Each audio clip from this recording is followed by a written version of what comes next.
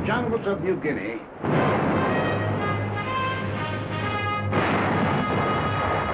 on the barren shores of the Aleutian, in the tropic heat of the Pacific Islands, in the sub-zero cold of the skies over Germany, in Burma and Iceland, the Philippines and Iran, France, in China and Italy, Americans fighting. Fighting over an area extending 7/8 of the way around the world. Men from the green hills of New England, the sun-baked plains of the Middle West, the cotton fields of the South, the close-packed streets of Manhattan, Chicago, the teeming factories of Detroit, Los Angeles, the endless stretching distances of the Southwest, men from the hills and from the plains, from the villages and from the cities, bookkeepers, soda jerks, mechanics, college students, rich man, poor man, beggar man, thief, doctor, lawyer, merchant, chief, now veteran fighting men. Yet 2 years ago, many had never fired a gun or seen the ocean or been off the ground. Americans, fighting for their country while half a world away from it. Fighting for their country, and for more than their country. Fighting for an idea. The idea bigger than the country. Without the idea, the country might have remained only a wilderness. Without the country, the idea might have remained only a dream.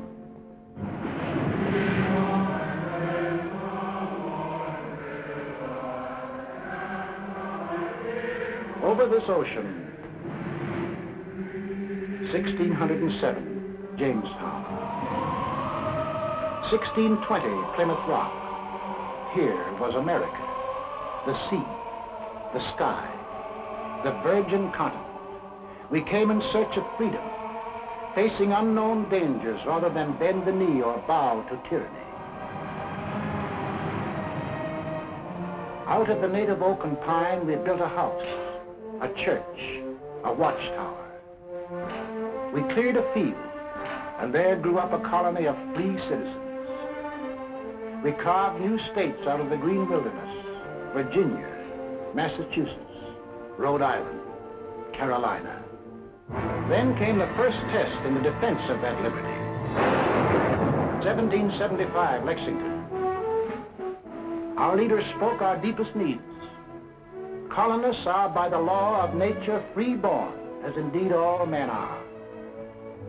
It is the right of the people to alter or abolish it, and to institute new government.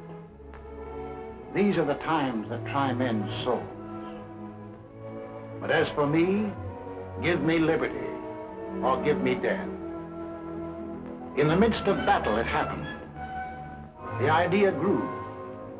The idea took form. Something new was expressed by men, a new and revolutionary doctrine, the greatest creative force in human relations. All men are created equal. All men are entitled to the blessings of life, liberty, and the pursuit of happiness. That's the goal we set for ourselves. Defeat meant hanging. Victory meant a world in which Americans rule themselves. 1777, Valley Forge.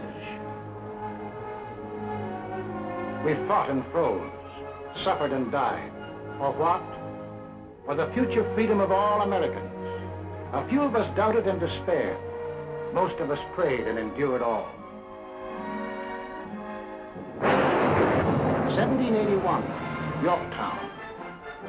Now we were a free, independent nation. The new idea had won its first test. Now to pass it on to future Americans. The Constitution, the sacred charter of we the people. The blood and sweat of we the people. The life, liberty, and happiness of we the people. The people were to rule, not some of the people, not the best people or the worst, not the rich people or the poor, but we, the people, all the people.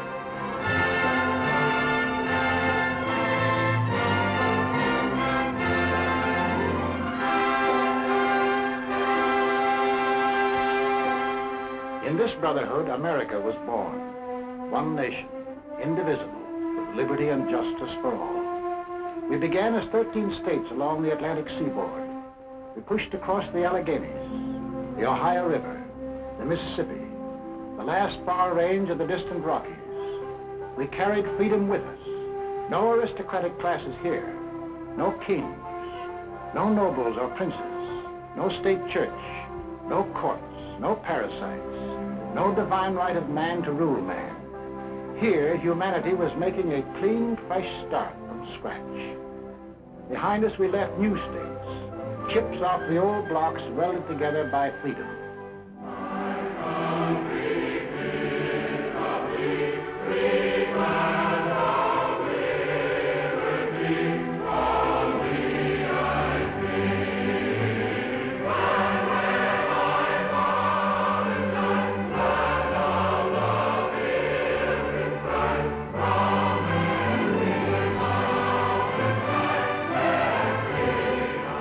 Until finally we were one nation, a land of hope and opportunity that had arisen out of a skeptical world. A light was shining, freedom's light. From every country and every clime, men saw that light and turned their faces toward it. Give me your tired, your poor, your huddled masses yearning to breathe free, the wretched refuse of your teeming shore. Send these, the homeless, tempest-tossed, to me. I lift my lamp beside the golden door. As strangers to one another we came and built a country, and the country built us into Americans. The sweat of the men of old nations was poured out to build anew. The sweat of our first settlers, the English, the Scotch, the Dutch, building the workshop of New England, of the Italian in the sulfur mines of Louisiana, of the Frenchman and the Swiss in the vineyards of California and New York State, of the Dane, the Norwegian, the Swede, seeding the good earth to make the Midwest bloom with grain, of the Pole and the Welshman, of the Negro harvesting cotton in the hot southern sun, of the Spaniard, the first to roam the great Southwest, of the Mexican in the oil fields of Texas and on the ranches of New Mexico, of the Greek and the Portuguese harvesting the crop the ocean yields, of the German with his technical skill, of the Hungarian and the Russian, of the Irish, the Slav, and the Chinese working side by side. The sweat of Americans, and a great nation was built.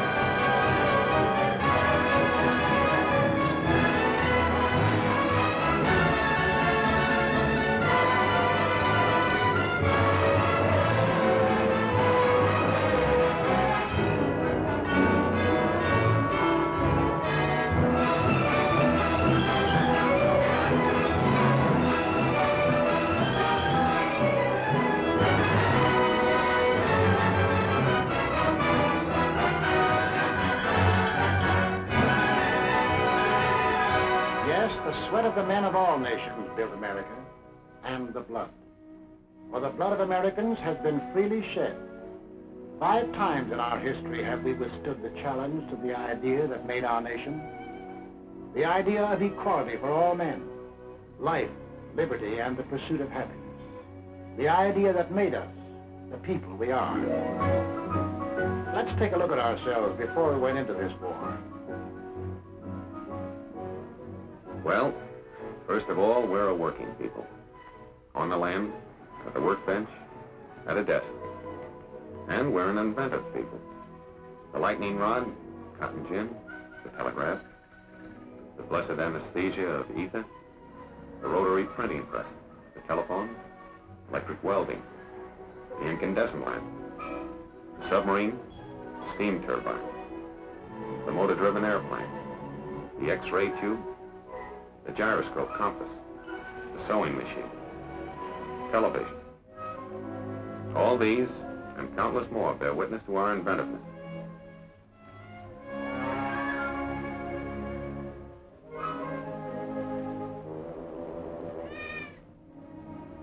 And this inventiveness and enterprise, plus our hard-won democratic ideal of the greatest good for the greatest number, created for the average man the highest standard of living in the world. 32.5 million registered automobiles, 2/3 of all the automobiles there are in the entire world. We demand the highest standards in sanitation, purity of food, medical care. Our hospitals are models for the world to copy. We want the best for the average man, woman, or child, particularly child. We have reduced the hazard of being born.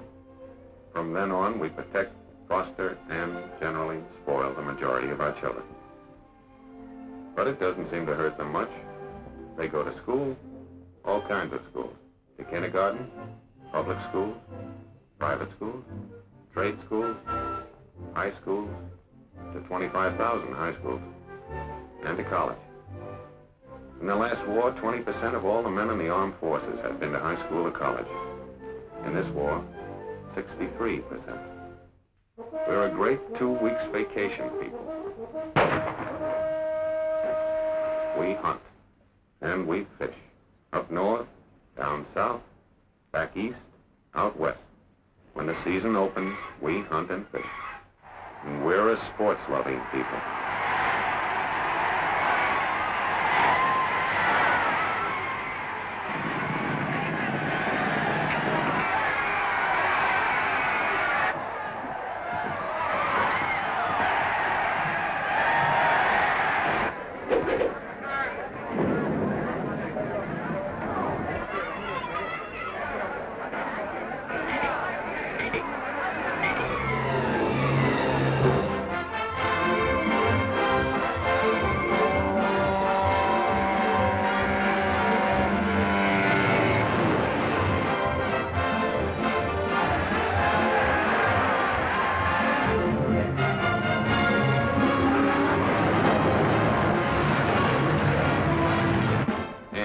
Probably the travelingest nation in all history. We love to go places. We have the cars, we have the roads, we have the scenery. We don't need passports, but sometimes we need alibis. The foreigner is enchanted and amazed by what we like to put on our stomachs.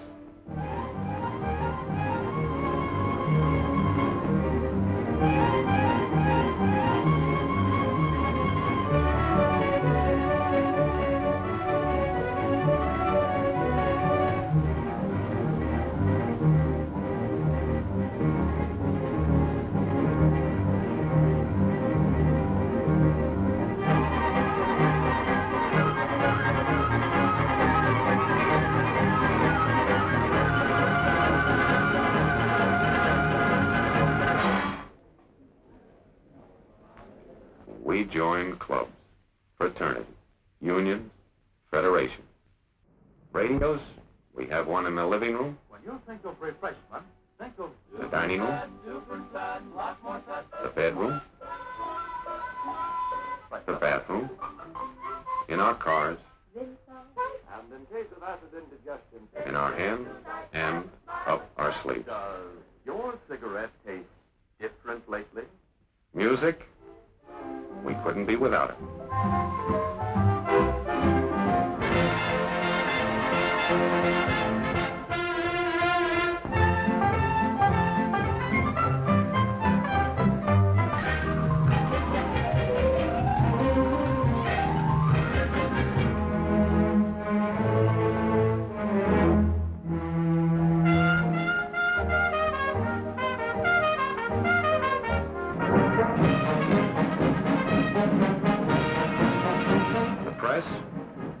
Yes, it's the biggest, but most important, it's the freest on earth.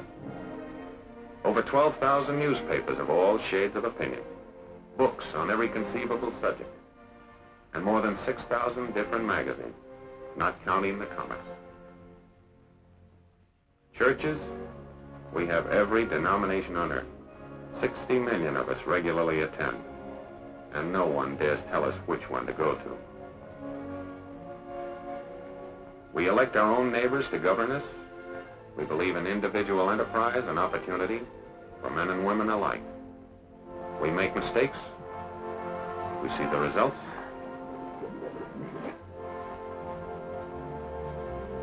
We correct the mistakes.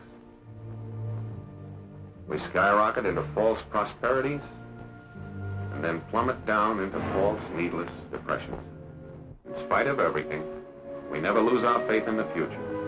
We believe in the future. We build for the future. Yes, we build for the future.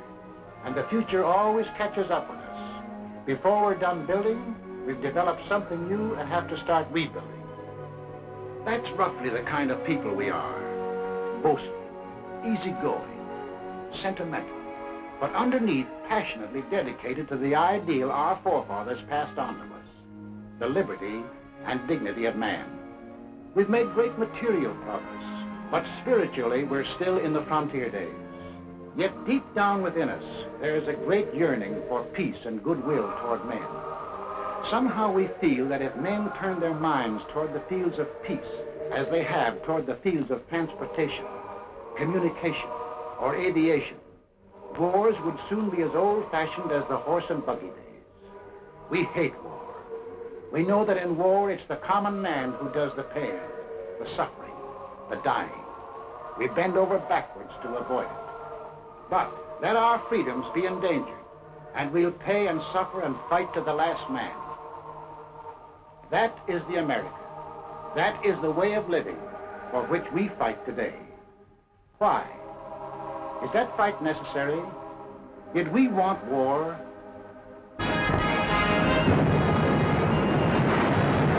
In 1917, before most of you fighting men were born, our fathers fought the First World War to make the world safe for democracy, for the common man. They fought a good fight and won it. There was to be no more war in their time or their children's time. Faithful to our treaty obligations, we destroyed much of our naval tonnage. Our army went on a reducing diet until it became little more than a skeleton. For us, war was to be outlawed. For us, Europe was far away. And as for Asia, well, that was really out of this world, where everything looked like it was torn from the National Geographic. Yet, in this remote spot in Asia, in 1931, while most of you were playing ball in the sandlots, this war started. Without warning, Japan invaded Manchuria.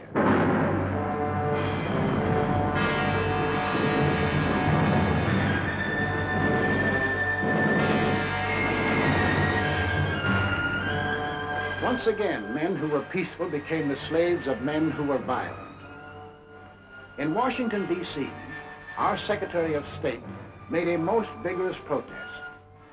The American government does not intend to recognize any situation, treaty, or agreement which may be brought about by means of aggression. But we, the people, hadn't much time to think about Manchuria. We were wrestling with the worst depression in our history. Some of us were out of jobs. Some of us stood in bread lines. Some of us suffered homemade aggression. Some of us were choked with dust. Some of us had no place to go. 2 years later, in 1933, while most of you were graduating from high school, we read that a funny little man called Hitler had come into power in Germany.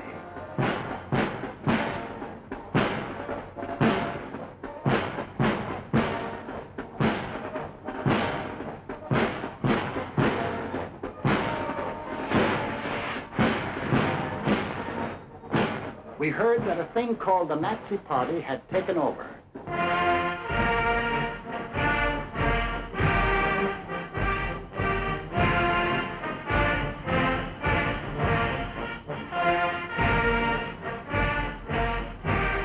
Today we rule Germany, tomorrow the world. What kind of talk was that? It must be only hot air.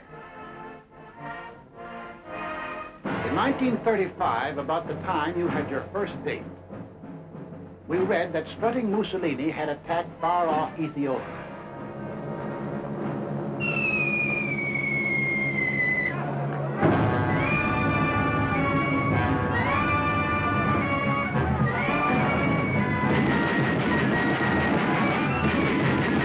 The disease seemed to be spreading, so Congress assembled to insulate us against the growing friction of war. We want no war. We'll have no war, save in defense of our own people or our own honor. Toward this end, our chosen representatives passed the Neutrality Act. No nation at war could buy manufactured arms or munitions from the United States. In 1936, when you were running around in jalopies, we were disturbed by news from Spain.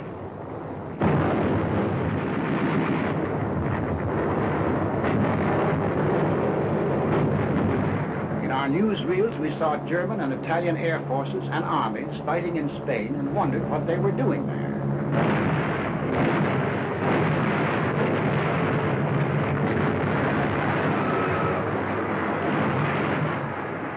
For the first time, we saw great cities squashed flat, civilians bombed and killed.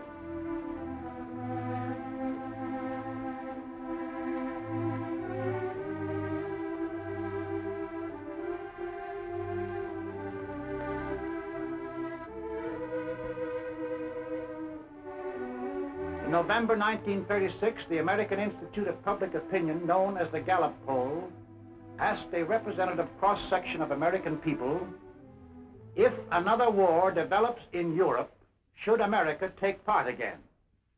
No. 95%. We the people had spoken. 19 out of 20 of us said, include us out. To further insulate ourselves, we added a cash and carry amendment to the Neutrality Act. Not only wouldn't we sell munitions, but we wouldn't sell anything at all, not even a spool of thread, unless warring powers sent their own ships and paid cash on the line. In 1937, the press services received a flash from Asia.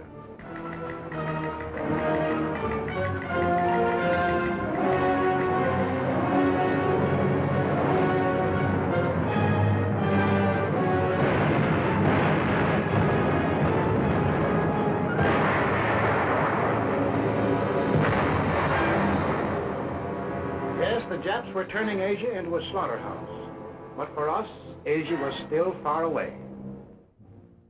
In September 1937, the Gallup poll asked us, in the present fight between Japan and China, are your sympathies with either side? We answered, with China, 43%, with Japan, 2%. Undecided, 55%. We hadn't made up our minds about China. Our Neutrality Act barred sales of armaments only to nations at war. The Japanese had not declared war, so we went right on selling scrap iron and aviation gasoline to Japan. In March 1938, Hitler had not declared war either, but his goose-stepping army suddenly smashed in and occupied all the soil of Austria. 6 months later, Hitler and his stooge met the anxious democracies at Munich. Hitler promised peace in our time if Britain and France would give him that part of Czechoslovakia known as the Sudetenland. Britain and France gave him that part of Czechoslovakia, hoping to avert war. Now we had his word, peace in our time. At home, we began to hear strange headlines. Extras, FBI captured German agents. Read all about it. Nazi spy getting captured. We sat in our theaters unbelieving as motion pictures exposed Nazi espionage in America. As Germans, we know that if America is to be free, we must destroy the chain that ties the whole misery of American politics together.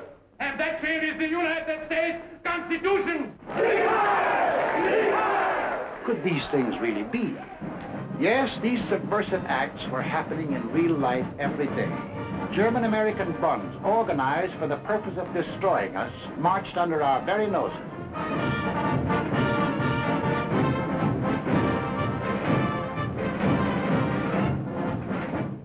I pledge undivided allegiance to the flag of the United States of America and the republic for which it stands, one nation, indivisible, with liberty and justice for all.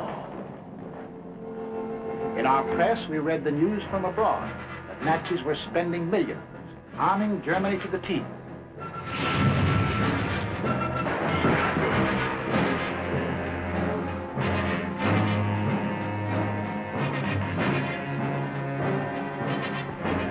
We read that the Tokyo Diet was appropriating tremendous sums, converting Japan into one vast munitions plant.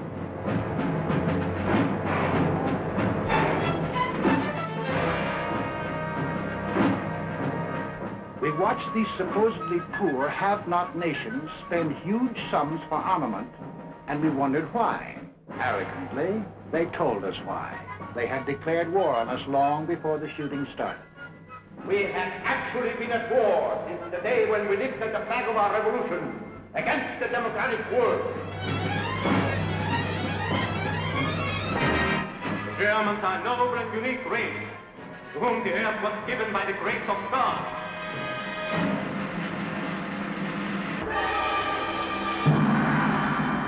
The world must come to look up to our emperor as the great ruler of all nations.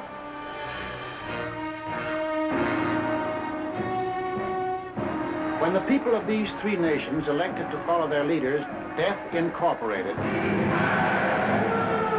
they organized to smash personal freedom, equality of man, freedom of speech, freedom of religion, organized to smash the very principles which made us the people we are. So in December 1938, when the Gallup poll asked us, should the United States increase the strength of its Army, Navy, and Air Force, we answered yes, 85%. It was time to look to our defense. Gentlemen, this is the Military Affairs Committee of the United States House of Representatives meeting for the purpose of considering national defense. The Navy is asking for an increase of 25% in authorized naval tonnage in view of the grave international situation. Congress, reflecting the voice of the people, appropriated the largest sum for military use ever voted during peace in American history. We didn't dream that a few years later it would look like peanuts. On March 14, 1939, Adolf Hitler broke the pledge he made at Munich. He took over all the rest of Czechoslovakia. There would be no more peace in our time. April 7, 1939, as we here in America observe Good Friday, Italy attacks Albania.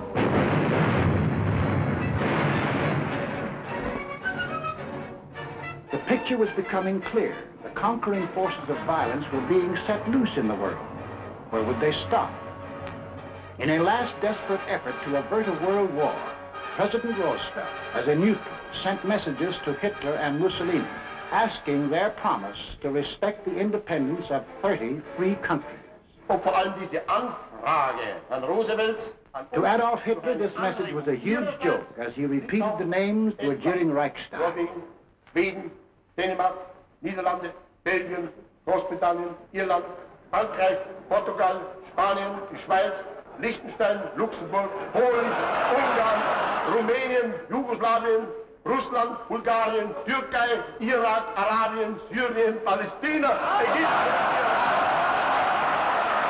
This was the only answer the president received. On September the 1st, 1939, the Nazi army smashed into Poland.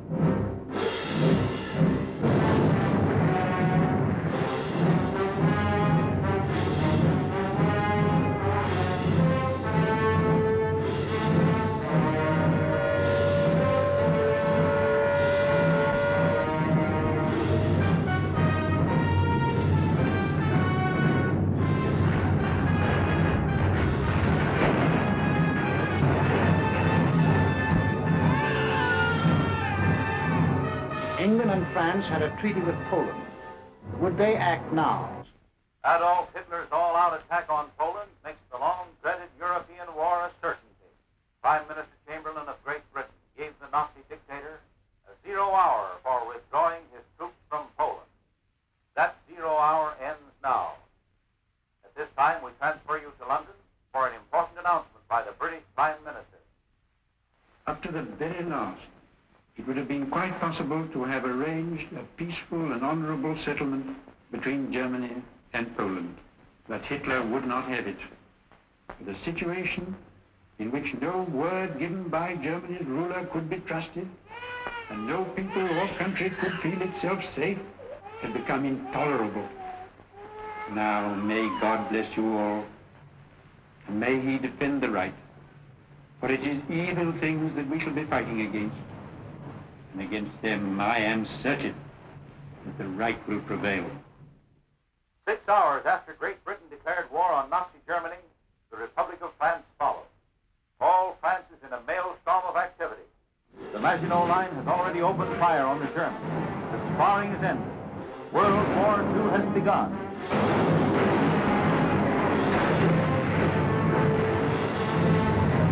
At home, we were asked, what country do you consider responsible for causing this war? Germany, 82%. We Americans had no doubt who started it. Also, we began to fear that this war was going to concern us. President Roosevelt called a special session of Congress to reconsider the embargo against selling munitions. I have asked the Congress to reassemble in extraordinary session in order that it may consider and act on changes in our neutrality law. The men of Congress wrestled with their beliefs and our futures. They debated and they argued. The arms embargo is far too great a security. Embargo Act, as it now stands, is one-sided and works entirely to the advantage of one side. Therefore, the Embargo Act should be modified. We the people also debated and argued whether we should sell arms and munitions. When the question was put to us, we had an answer. Should we change the Neutrality Act so we can sell war supplies? Yes, 57%. Shortly after, our representatives changed the Neutrality Act. We lifted the embargo on arms and munitions. Now we would sell if purchasers would pay and take the stuff away in their own ships. Meanwhile, on the other side of the globe, Japan was busy trying to bomb, shoot, and terrorize the Chinese into submission.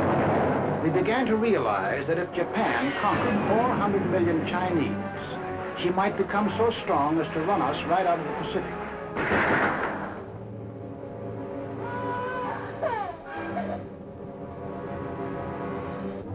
You will remember that 2 years earlier, in September 1937, when we were asked, in the present fight between Japan and China, are your sympathies with either side?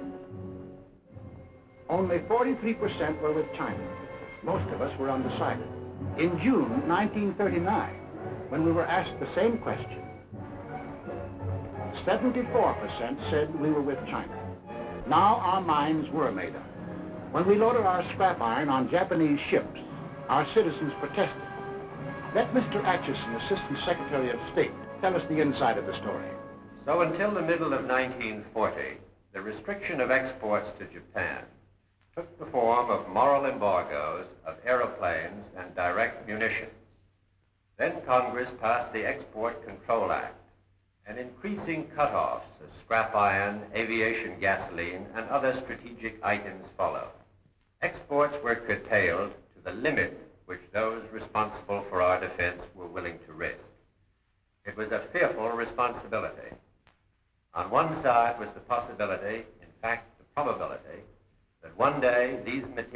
might be used against us.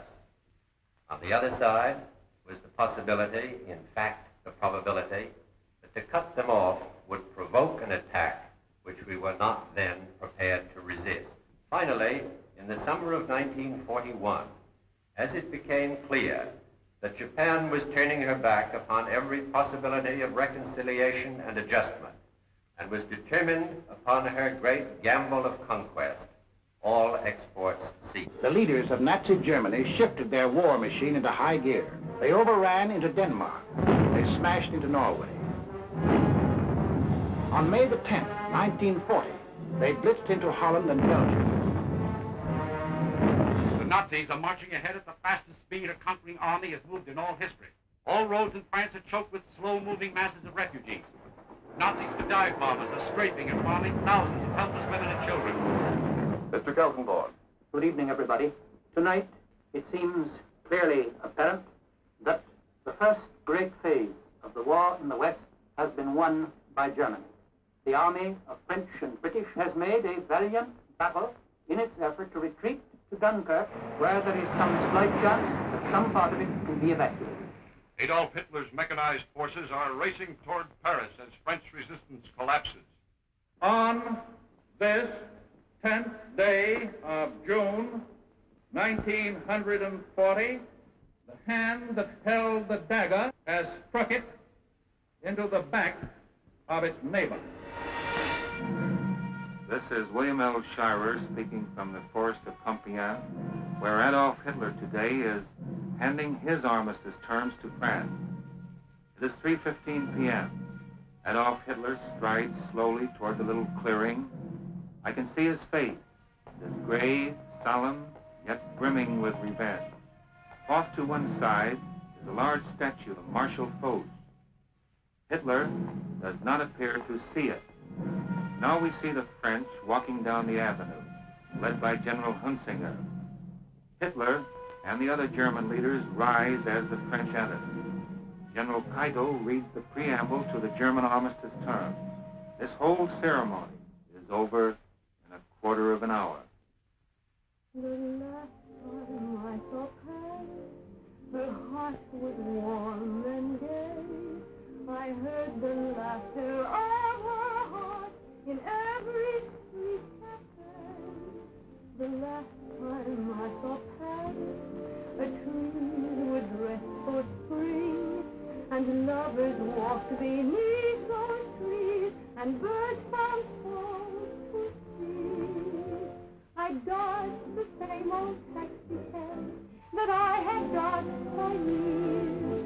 The chorus of their squeaky hearts was music to my ears. The last time I saw Paris, her heart was warm and gay. No matter how they changed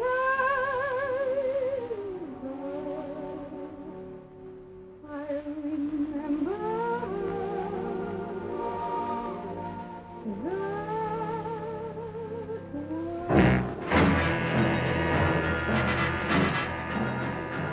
Conquering armies now stood on the shores of the Atlantic.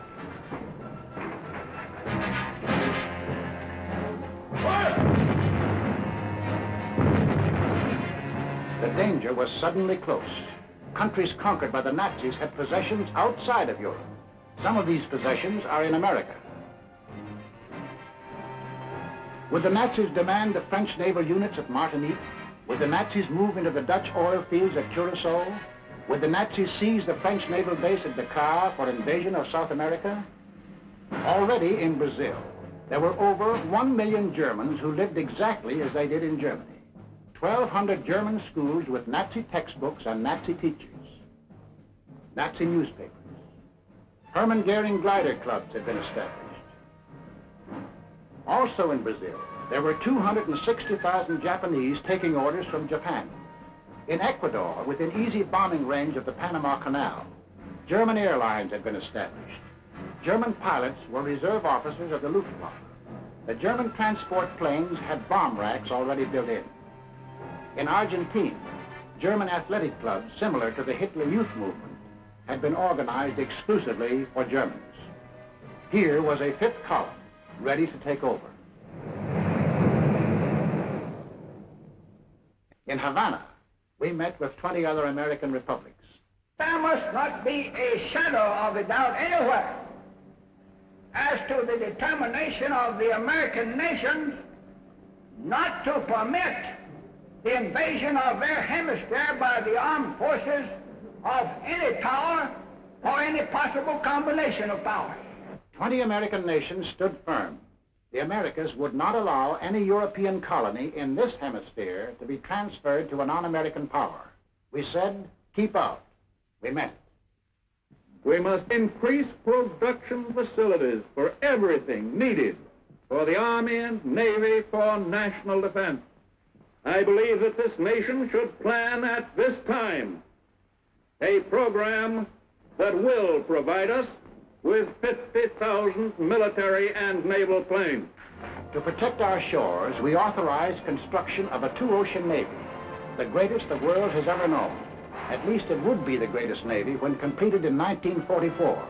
But then, in 1940, it was only a paper navy. Our fighting forces at that time consisted of an army of 187,000 men, a navy of 120,000, and this dot was the Air Corps, 22,387 strong. All told, 330,000 men. We had makeshift supplies, makeshift equipment, stovepipes for cannon, bags of flour for bombs, and trucks were labeled tanks.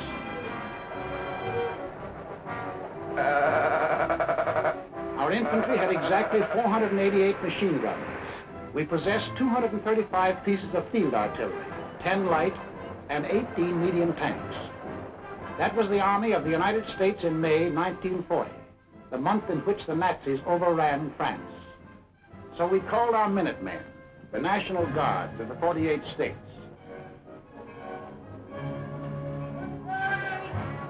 And most important, Congress passed the Selective Service Act. For the first time in our history, we began mobilizing an army while still at peace. The first number is serial number 158.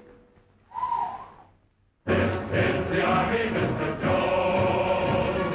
No private room or telephone.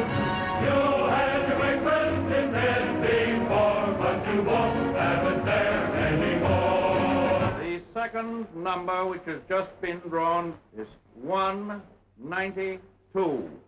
This is the Army, Mr. Green. We like the barracks nice and clean.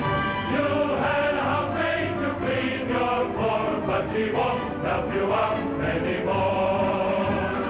Do what the builders command. They're in the Army and not in a band. This is the Army, Mr. Brown. You and your lady went to town. She had you worried, but this is war, and she won't worry you anymore. So she won't worry you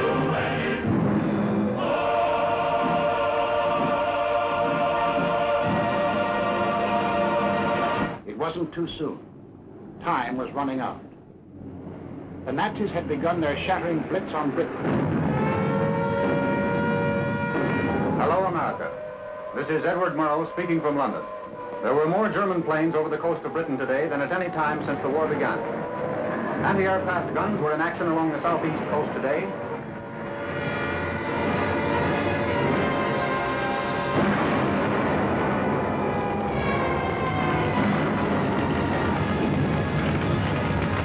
Back on Main Street, USA, daily we followed Britain's life struggle. For if Britain died, we would be in grave peril. Our first line of defense in the Atlantic, the British fleet, might go to Nazi Germany. We would be unprotected, our shores, our people, our homes endangered. Britain must not fall. In our harbors, idle and rotting, lay ancient destroyers. They had been built for World War I, but this was World War II, and this gave us an idea. 50 tired, over-aged destroyers were revitalized, transferred to Great Britain. we received a chain of bases stretching from Newfoundland to British Guiana. These bases threw a steel wall around the Caribbean. These bases gave new safety to the Panama Canal. It was now clear to aggressors that we were conscious of the threat they represented to our country. Mr. Burley, Assistant Secretary of State, will tell us how they got together and tried to scare us off. From 1936 on, it became increasingly clear to the world that Germany, Italy, and Japan were pursuing a common pattern of aggression, both in Europe and in the Far East. On September 27, 1940, these three powers signed the so-called Pact of Berlin, or Tripartite Pact, a treaty of far-reaching alliance. By that treaty, it was provided that the three countries would assist one another with all political, economic, and military means when one of the powers was attacked, note particularly the use of the word attacked, by a power not then involved in the European War or in the Chinese-Japanese conflict. The last of these provisions was aimed directly at the United States. Tokyo celebrated.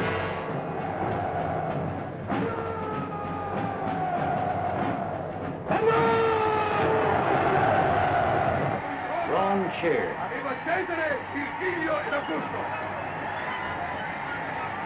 Berlin hired itself hoarse.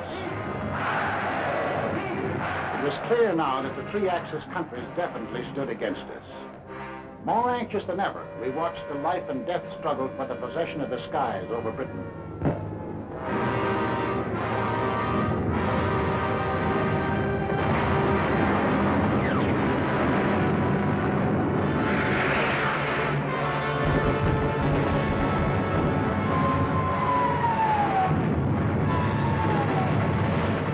Despite the propaganda and confusion of recent months, it is now obvious that England is losing the war.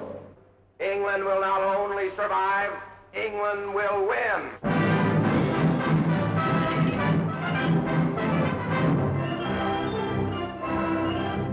So, when we were asked, should we keep out of war or aid Britain even at the risk of war? Aid Britain even at the risk of war, 68%. Thus, the march of conquest of the self-termed master races changed our national attitude from 1936, when only 1 out of 20 Americans thought we would be involved in war, to 1941, when 14 out of 20 Americans were willing to risk war if war was necessary to ensure Axis defeat. I ask this Congress for authority and for funds sufficient to manufacture additional munitions and war supplies of many kinds to be turned over to those nations which are now in actual war with aggressor nations. Our most useful and immediate role is to act as an arsenal for them as well as for ourselves. We shall send in ever-increasing numbers ships, planes, tanks, guns.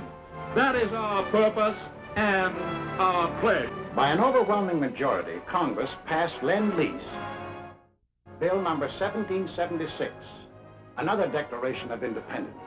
Independence from tyranny, 1941 style. On April 6, 1941, the Nazi juggernaut overran into Yugoslavia and Greece.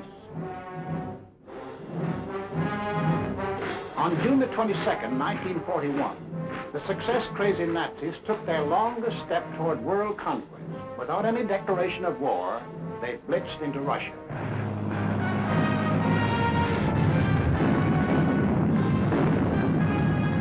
We were determined not to let down any nations defending themselves against unprovoked attack. So we extended Lend-Lease to these new victims. Now, the Lend-Lease products of our factories were being unloaded in the bombed ports of Great Britain, at the Red Sea ports for the British in Africa. Lend-Lease was being hauled over the Burma Road to China. Lend-Lease was piling up in Murmansk and Iran for Russia. Why did we supply war materials to the countries defending themselves against Axis aggression? Was it our natural sympathies for people unwilling to lose their freedom? Was it our ancient antagonism to conquerors imposing their rule on others by force? Yes, partly. But principally it was because the American people had become certain that they were on the list of free nations to be conquered. Two worlds are in conflict, two philosophies of life. One of these two worlds must break asunder. And we were the leading example of that free world that Hitler was committed to breaking asunder. What would have been our defensive position if the aggressors had succeeded in conquering Britain, Russia, and China? German conquest of Europe and Africa would bring all their raw materials, plus their entire industrial development, under one control. Of the 2 billion people in the world, the Nazis would rule roughly 1/4, the 500 million people of Europe and Africa, forced into slavery to labor for Germany. German conquest of Russia would add the vast raw materials and the production facilities of another of the world's industrial area. And of the world's people, another 200 million would be added to the Nazi labor pile. Japanese conquest of the Orient would pour into their factory the almost unlimited resources of that area. And of the peoples of the earth, 1,000 million would come under their rule, slaves for their industrial machines. We in North and South America would be left with the raw materials of 3/10 of the Earth's surface against the Axis with the resources of 7/10. We would have one industrial region against their 3 industrial regions. We would have 1/8 of the world's population against their 7/8. If we, together with the other nations of North and South America, could mobilize 30 million fully equipped men, the Axis could mobilize 200 million. Thus, an Axis victory in Europe and Asia would leave us alone and virtually surrounded, facing enemies 10 times stronger than ourselves. These are the reasons that led us, the American people, to change the Neutrality Act, to send aid to Britain, to Russia, to China, to make ourselves the arsenal of democracy. These are the reasons why, now, the first American troops set forth into the Atlantic, to occupy new bases in Greenland and Iceland, with the consent of their local governments. In our hands, bases of defense.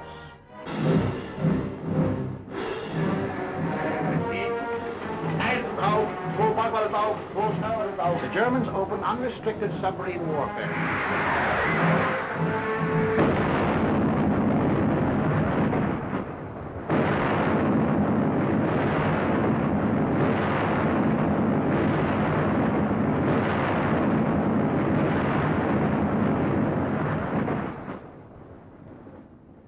If today our Navy should make secure the seas for the delivery of our munitions to Great Britain, it will render as great a service to our country and to the preservation of American freedom as it has ever rendered in all its glorious history. We want those cargoes protected. An aroused Congress repealed the entire Neutrality Act. We armed our merchants, and for the first time they steamed into combat zones to deliver Lend-Lease. While this was going on in the Atlantic, the Japs, by so-called agreement with the puppet government of defeated France, moved in on Indochina.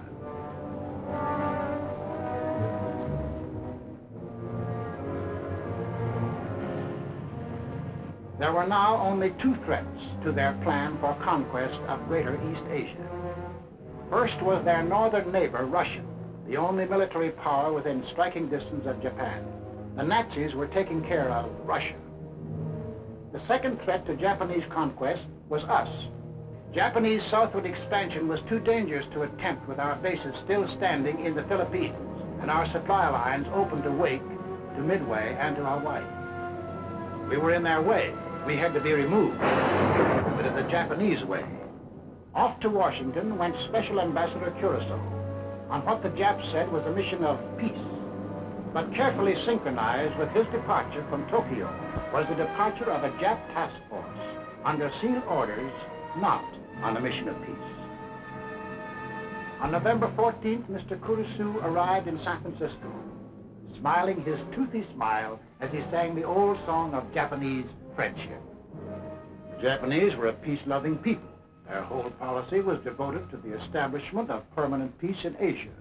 Our aid to China was delaying the establishment of that peace. Our refusal to sell them oil and scrap was interfering with the establishment of that peace. Our objections to their taking over the East Indies, Greater East Asia, was an interruption in the establishment of that peace. All they wanted was peace. On November 17th, Mr. Kuroso and Japanese Ambassador Nomura were received by the President in the presence of the Secretary of State, Cordell Hull. It very quickly became clear that the Japanese had brought no new proposals and that the Japanese intended to continue their campaign to conquer China and all East Asia. However, on November 26th, our Secretary of State presented the Japanese with the basis for peaceful agreement between the two nations. The proposal was forwarded to Tokyo. The Japs had to stall for time, but only a short time. The task force was nearing its goal. Sunday, December 7th, 1941.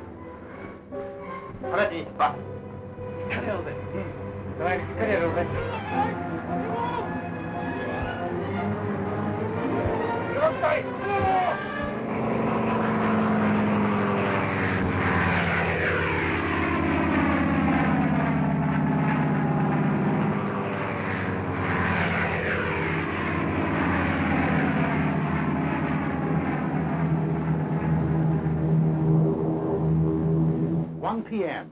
Eastern Standard Time. The Japanese emissaries are expected at the State Department to keep a 1 o'clock appointment they had requested in order to present their answers to our proposals. 1:05 p.m. The Japanese planes are approaching Hawaii.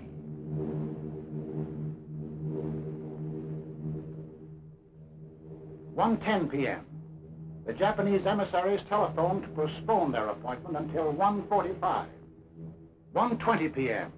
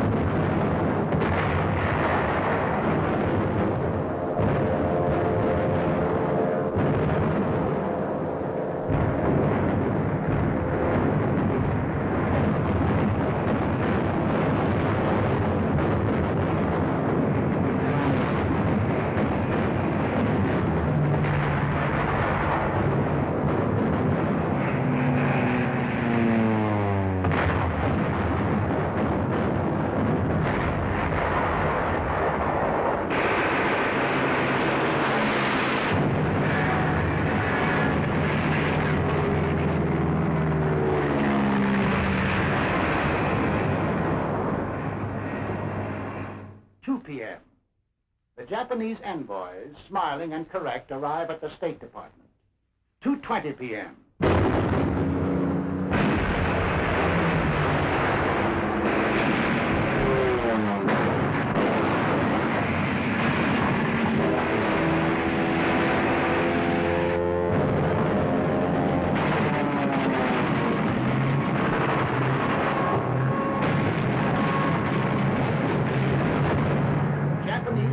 Had been sowing death and destruction for an hour on American outposts in the Pacific when the Japanese envoys presented a memorandum to Mr. Hull.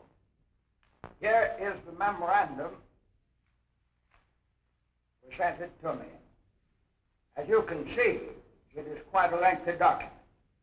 I read it hurriedly, discovering that it contained a recital of monstrous accusations against the United States, aiming for the extension of the war, preparing to attack Germany and Italy, two powers striving to establish a new order in Europe, and ignoring Japan's sacrifices in the 4 years of the China affair, menacing the empire's existence itself, and disparaging its honor and prestige.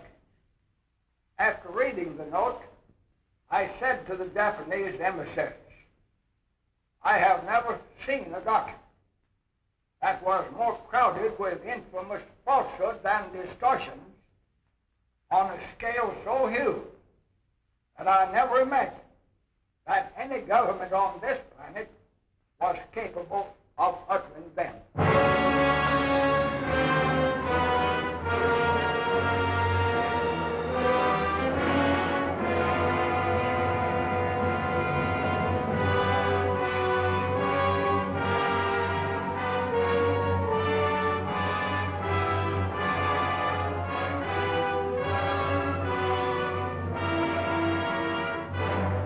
I ask that the Congress declare that since the unprovoked and dastardly attack by Japan on Sunday, December 7, 1941, a state of war has existed between the United States and the Japanese Empire.